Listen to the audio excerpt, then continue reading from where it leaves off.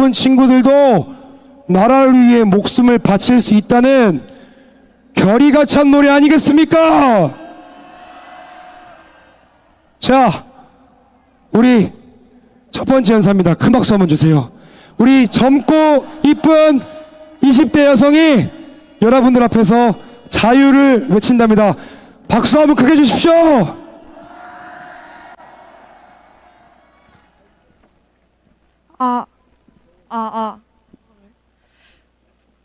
안녕하십니까. 저는 경기도 안성시에서 올라온 23살 최시아라고 합니다. 이렇게 큰 무대는 처음이어서 많이 부족할 수 있는데 예쁘게 봐주시면 감사하겠습니다. 먼저 제가 오늘 말씀드릴 주제는 바로 왜입니다.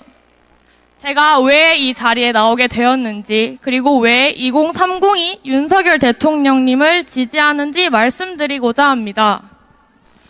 처음 계엄령이 터졌을 때 놀라신 분과 아무렇지 않으신 분이 있으셨을 거예요. 근데 저는 놀란 입장이었습니다. 제가 22 대선 이후로 제 삶 살기에만 바쁘고 정치에 관심을 끄고 살다 보니 왜 갑자기 계엄을 하신 거지? 왜 민주당에 먹잇감을 주신 걸까? 의결이 해제될 것임에 왜 하셨을까? 여기서 중요했던 점이 바로 왜였습니다. 그래서 저는 왜 계엄령을 하셨는지 찾아보기 시작했습니다.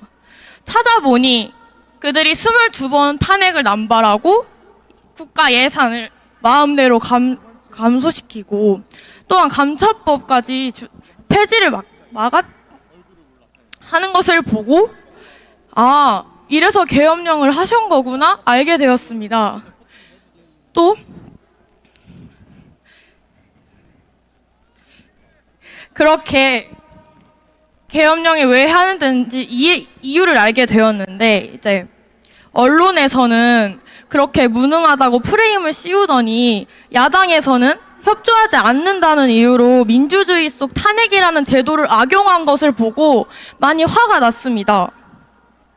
저는 세월호 때부터 정치적으로 감정으로 정치하는 민주당을 싫어했고 거짓 선동을 일삼는 민주당을 싫어했지만 작금의 나라의 상황이 정말 뒤집어지기 일보 직전이었음을 알게 되었습니다.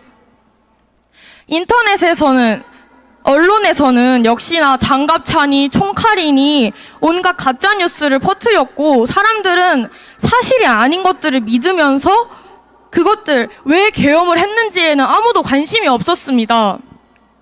하물며 제 지인들이 탄핵 찬성 시위에 나가는 모습을 보고 이건 아니다 싶어서 저도 나서야겠다는 마음이 들었습니다. 그래서 탄핵을 반대하는 집회가 있는지 찾아보게 되었고 부끄럽지만 광화문 집회의 존재를 이때 처음으로 알게 되었습니다. 그렇게 혼자 여기까지 오게 12월 달에 혼자서 광화문 집회를 향했는데 이 날이 저에게 터닝포인트가 되었습니다.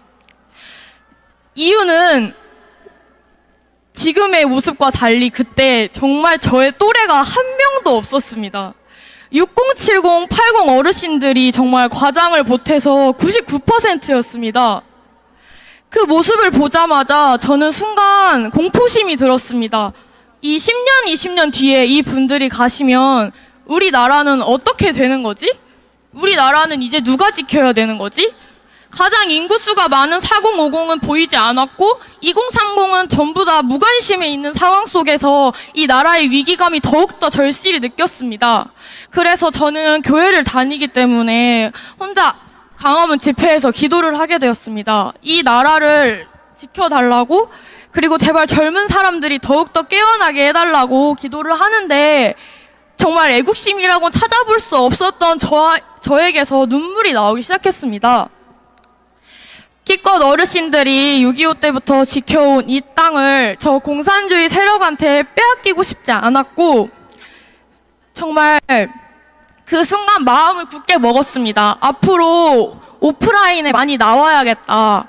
20대 여성 별로 없는데 이 20대 여자들은 전부 탄핵 찬성 시위에 있다는 그 고정관념, 그 프레임을 깨부수고 싶었습니다. 감사합니다. 그래서 왜 2030 여성들이 민주당을 지지하는지 알아봤는데 그들은 민주당이 선이고 국민의힘은 악이라는 그 세뇌의 당에 있었습니다. 아니 정치에 선악이 어디 있습니까? 그치만 지금 현재 민주당은 반국가 세력이기 때문에 악이 맞습니다. 정부의 주요 인사들을 줄줄이 탄핵시키고 일을 못하게 되어도 자기네 인사 임명하려고 헌재고 방통이고 전부 마비시키고 미루고 임명을 미룹니다. 본인들의 정권 찬탈을 위해서라면 국정이 마비되어도 나라를 쑥대밭으로 만드는 이게 정상입니까? 아니라고 생각합니다. 악법의 거부권을 쓰는 것이 그게 소통을 안 하는 겁니까? 그러면 그들은 왜 대화로 하지 않고 줄줄이 탄핵시켰습니까? 이렇게 손발이 묶인 나쁜 상황 속에서도 윤석열 대통령님은 작년에 수출 1위를 달성하셨습니다. 객관적으로 누가 나라를 생각하고 발전시킵니까? 세상에 어느 독재자가 나라를 발전시킵니까? 독재자라고 함은 국민들을 착취하고 나라를 망가뜨리는데 지금 누가 나라의 근간을 뒤흔들고 있는지 정말 우리 모두 객관적인 눈으로 바라봐야 한다고 생각합니다. 윤석열 대통령님께서 왜 방송국이 아닌 선관위를 터셨는지, 왜 본인이 당선된 선거를 자꾸 파헤치려고 하시는지, 왜 사형 또는 무기징역인데도 계엄령을 내리신 이유가 무엇인지, 그것도 실탄 없이 200여 명밖에 안 되는 병력으로요.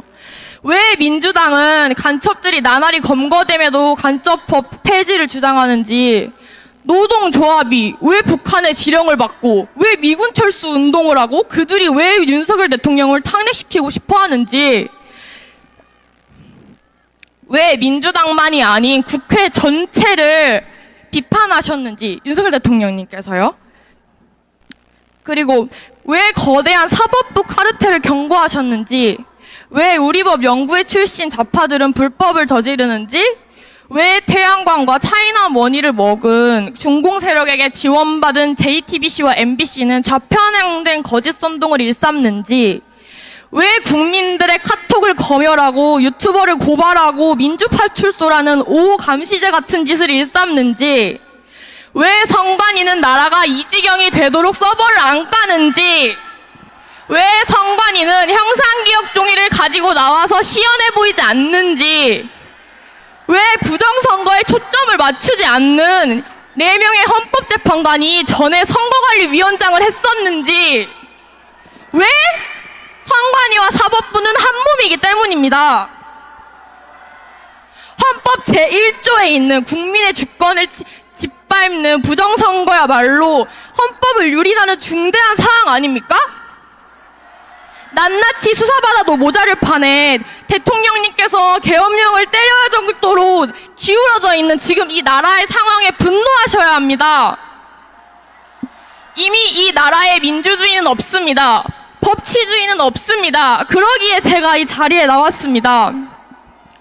이재명이 3년째 재판을 도망다녀도 한 나라의 대통령은 한 달 반 만에 구속하고, 구속도 모자라서 재판이 속전속결로 진행되고 있습니다.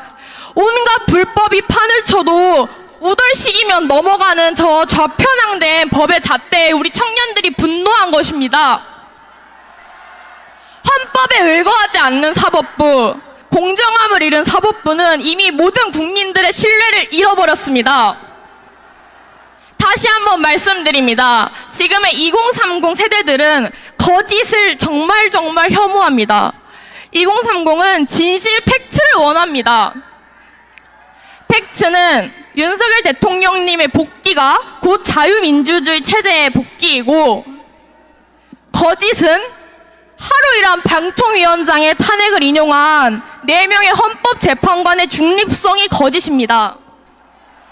청년들은 모두 알고 있습니다. 그들은 법에 근거하지 않고 자신의 정치적 신념으로 판결한다는 것을요. 그렇기에 분노한 것이고, 저는 탄핵이 인용되지 못하도록 모든 수를 써서라도 막을 것입니다. 대통령을 지키지 못한다면 국민의힘 또한 지지하지 않을 것입니다. 저는 조기 대선이라는 말을 볼 때마다 화가 치솟습니다. 윤석열 대통령님 반드시 복귀하실 겁니다. 복귀하시는 순간까지 거짓된 언론, 나라 팔아먹는 반국가 세력들과 맞서 싸울 것입니다. 왜?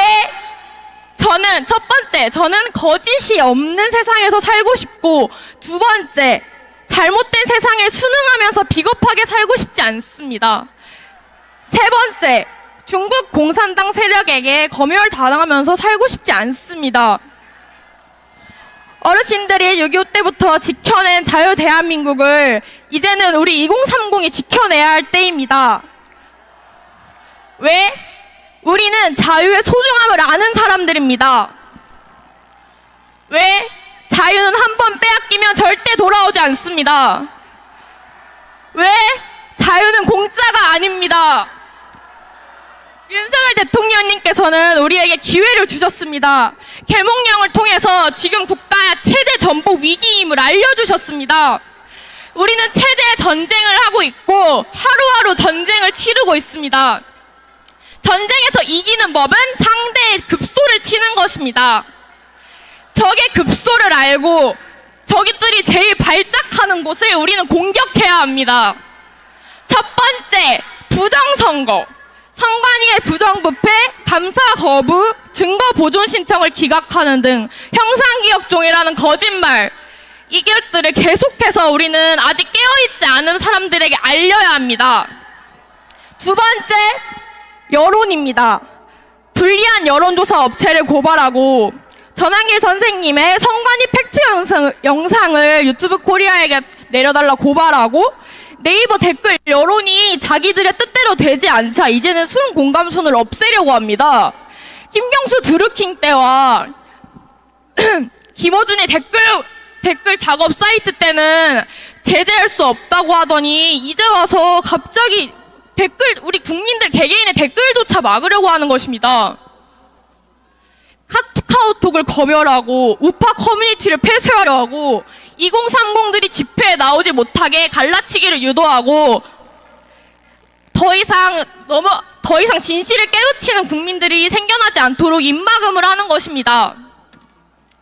사람들은 급할수록 본성이 나오는 법입니다. 유혈 사태를 막기 위해 자진 출두하신 윤석열 대통령님과 달리 어떻게든 검열하고 입막음하려고 하는 공산당 같은 행동, 저들이 멍청해서 그런 걸까요? 아닙니다. 저들의 본심이 나오고 있는 것입니다. 이제 시작일 뿐이라고 생각하고 지금 막지 않으면 다신 돌이킬 수 없습니다. 앞서 말씀드린 급소 두 가지가 뭐라고요? 부정선거와 여론이죠. 우리는 앞으로 부정선거와 여론, 중도층들을 계속해서 공략해야 합니다. 우리가 가야 할 방향을 민주당이 이렇게 친절하게 알려주고 있는 것입니다. 급소를 정확하게 찔러서 우리들이 반드시 승리할 것입니다. 결국 우리는 승리할 것입니다. 왜? 우리가 진실입니다. 왜?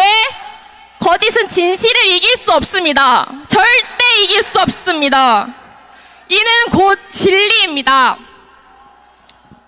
그렇게 다들 많이 지치시고 힘들지라도 정말 승리 하나만을 바라보고 앞으로 나아가셨으면 좋겠습니다. 마지막으로 윤석열 대통령님께 짧은 한마디 하겠습니다. 윤석열 대통령님! 2030이 지켜드리겠습니다! 건강만 하십시오! 이상입니다. 감사합니다. 기가 막히죠? 잘하고 예쁘죠? 재명아, 너 어쩔래? 고생했어. 큰 박수 한번 주세요. 이재명 지지하는 개딸들 얼굴 본 적 있습니까? 그냥 딱 정청래예요, 정청래. 정청래가 머리 길면 개딸이에요. 진짜로. 박원순이 머리 길면 개딸입니다. 얼마나 이뻐요, 그쵸? 얼마나 말도 잘해요, 그쵸? 자유를 추구하고